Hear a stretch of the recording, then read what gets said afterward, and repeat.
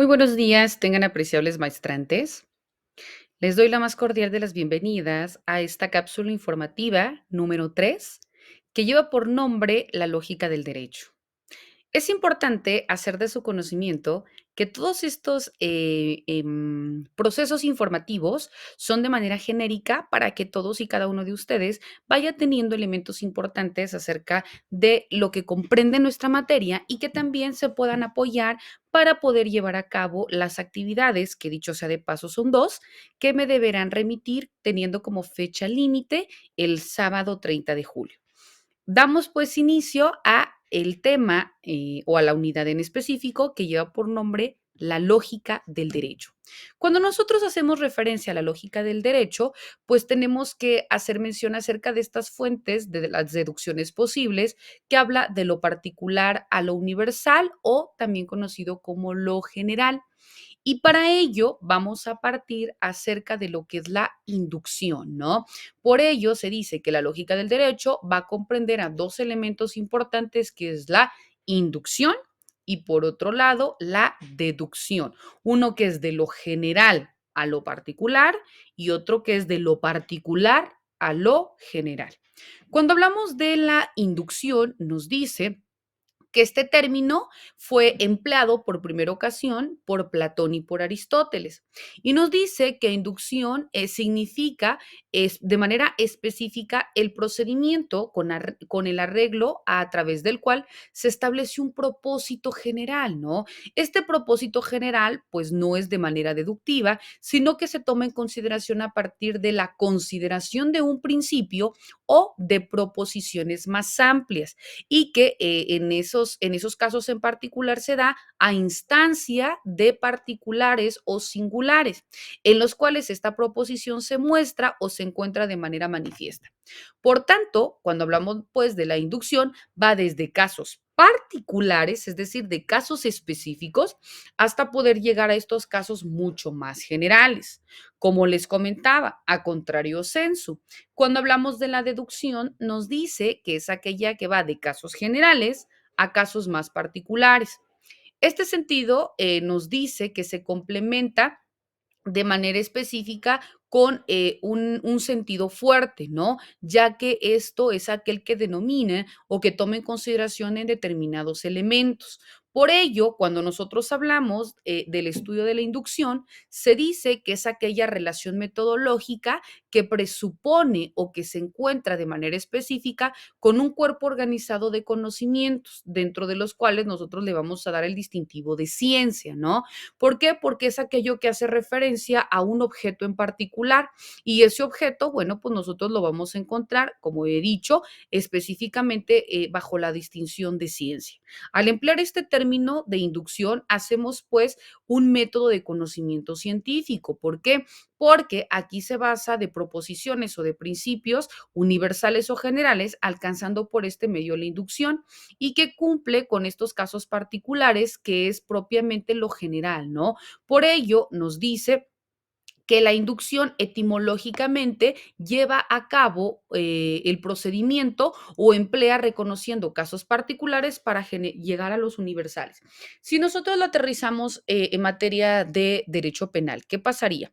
Un caso particular a llegar a lo general. De manera inmediata llega nuestro cliente y nos dice, ¿no?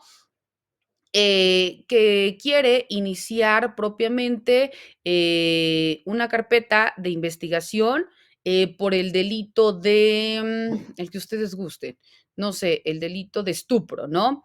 Al que tenga cópula con persona menor de 18 años y esta persona sea mayor de 18 años y que existe el consentimiento. Bueno, ¿qué estamos tomando en consideración? De manera inmediata, quizá nuestro cliente sí llega, pues es que yo quiero iniciar, ¿no? Una denuncia por el delito de estupro. Entonces, te va desde algo particular, estamos partiendo de la inducción, ¿por qué? Porque de todo el bagaje de tipos penales que contempla nuestro Código Penal Federal, pues te está particularizando en uno, ¿no? Por eso te dice que es inductivo, porque de este tú tienes que analizar todos aquellos elementos de manera primaria que encuadren en el tipo penal de estupro, ¿no? A ver, perfecto. Primero tienes que identificar si en efecto es una persona menor de edad, si en efecto la otra parte es mayor de edad, si en efecto existió cópula, si en efecto existió un consentimiento, porque luego entonces, si no hay consentimiento, existe una violación. Luego entonces, si ambos son mayores de edad, no existe el estupro, ¿no? O sea, se tiene que, de lo particular que es esta inducción, tú tienes que empezar a desmembrar en tantos y cuantos elementos importantes para que en base a ellos tú puedas requerir medios probatorios, porque estos son los que al fin y al cabo tú le vas a hacer del conocimiento a la autoridad para que en base a ellos se determine, ¿no? En sentencia condenatoria. Bueno, entonces, aquí, ¿qué estamos haciendo? Un método inductivo o partiendo propiamente de la inducción. ¿Por qué se dice que la inducción y la deducción van de la mano? Porque lo que tú estás haciendo partiendo de un tipo penal y otorgando medios probatorios de lo particular a lo general, a contrario sensu, si ahora tú te sitúas como la autoridad, ¿qué haces? Ah, pues entonces aplicas que la deducción o el método deductivo. ¿Por qué? Porque de esta generalidad de elementos que te va a aportar la víctima y también que te va a aportar el imputado, pues de lo general, de esta lluvia de información, de esta lluvia de medios probatorios, tú tendrás que analizarlos y llegar a algo particular, es decir, el método deductivo, de lo general a lo particular. Tú tendrás que determinar a quién le asiste el derecho. Entonces, vemos pues que van íntimamente relacionados. Por eso nos dice que todo proceso de conocimiento procede de lo conocido a lo desconocido. Y en ese sentido, Aristóteles nos dice que son dos los únicos caminos o dos las únicas vías de acceso al conocimiento, como ya hemos citado, la inducción y el silogismo o deducción. Cuando hablamos del silogismo, nos dice que procede de dos principios ya conocidos hasta consecuencias, que van aquellas que demuestran en sentido estricto. Por esto, la inducción es la base de la demostración porque es de donde parte todo el proceso de investigación. La inducción, por tanto, tiene como finalidad proporcionar los principios o las premisas de que parte un silogismo, es decir, la inducción es la fuente de todas aquellas deducciones que son posibles, que son en un momento también objeto de investigación y que nos van a llevar a un resultado. El resultado, como ya vimos dentro de nuestra primera cápsula informativa, puede o no ser cierto, porque recordemos que de la premisa mayor más la premisa menor nos va a llegar a una conclusión y que esta conclusión puede o no ser del todo correcta.